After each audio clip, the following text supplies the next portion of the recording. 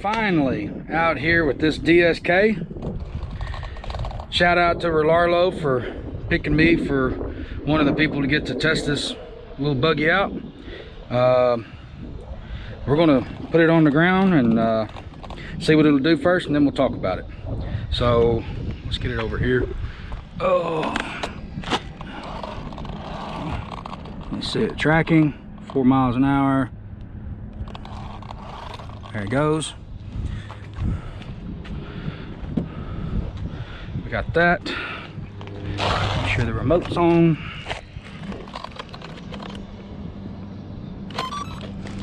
It's pretty cool having that little push button to turn it on right there at the back of the car. It's a nice little added touch.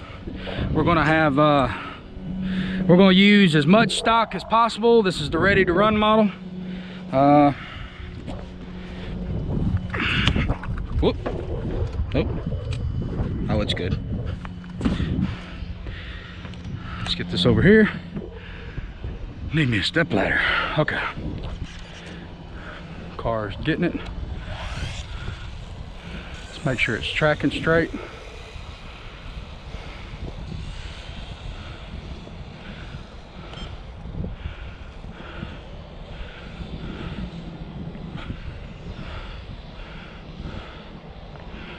Not sure how much further I can go with the car. I don't want to get too far. All right, now I can see them lights. Rlaarlo DSK ready to run model.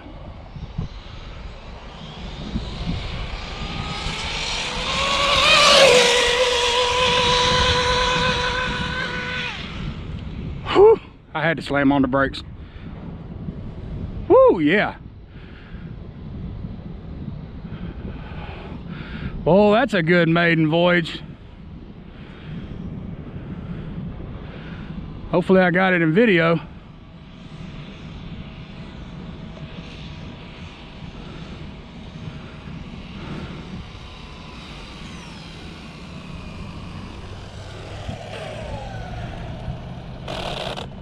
That was pretty damn good. Let's see what we got. Good God. What is this? Oh, yeah, that goes my truck. Okay. All right, we got it picking up. There it is. Stop. Read.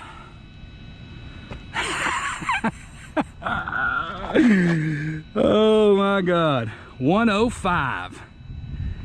2,762 feet. I shortchanged that run because I don't trust the remote. 105. Look at that. Right out of the gate. Rlaarlo. Good job. Let's turn these lights off. Let's go ahead and get this open real quick. I know my GoPro don't have much before it dies. I want to be able to show you. Shout out to Rlaarlo for building this buggy. It's got a lot of pros for me, a couple of cons that I personally don't like that I'll talk about, but it is what it is. As we can see right here, it's success because that's what the car calls for. Let's check that motor temp out real quick. Oh yeah, 108 on the motor and 106 on the ESC. Not bad, not bad at all. We have a Turnigy bolt, 9500 milliamp 6S battery. I went ahead and removed the tray because it just fits snug like that. I think that's good. I did check the cells on this and they were at 424 per cell. Look at that. 420, 420, 420, 420, 420, and 420. It was at 424 volts per cell when I started. I could go up higher. I didn't go full maximum high voltage. Right here We have my own custom spool. That was quite a challenge to do, and as you can see, I tried to make this as much stock Rlaarlo as possible. This is the stock dog bones right here. Stock servo motor, obviously. Stock ESC, you can see it. If you'll notice, these cars come with a really short antenna. I changed the antenna on the receiver to get a little bit more range out of it. I haven't pushed it very far, well, obviously, I'm just getting started, but we're gonna see how far I can push it on range. I just don't know yet. Oh, look at that. Huh, little stabilizer come out. It don't even have a screw there. Well, Rlaarlo, looks like we were missing a screw. Ain't that something? Anyways, everything else is, you can see it, stock shocks, everything. I did change the wing on it because that wing that came on the car, honestly, was too pretty. I didn't want to butcher it up. I just didn't feel like doing that because I have bigger plans for this car after I get done with this. Again, we ran the stock remote it come with a little 2-cell battery in the bottom. I'm going to test the low power. Okay, hold on. Let's make sure we look at that one more time real quick. Make sure you can see that. 2,762 feet, 105. Anyways, Rlaarlo, please understand that nobody wants an antenna that's only 1.5 inches long. Put a full-size antenna on all your receivers, no matter what car it is. You got all this box right here. You can wad the antenna down in the box and have it sticking up just barely out if you want to. Please leave us the option to extend the antenna out of the car if we so choose to, because not everybody wants to bash. You know, some people like to speed run and stuff, or just get a little better range. Range sucks when the antenna is only coming out of the box about 1/4 inch. I think a lot of people would agree with that. It's unnecessary.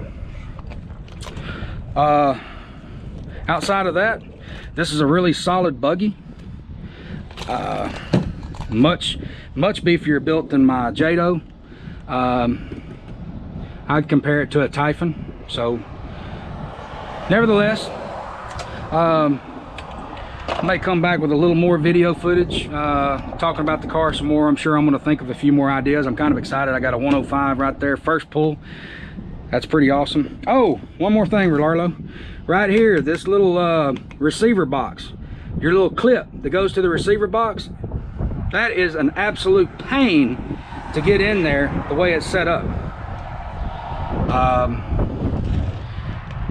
It's not user-friendly at all.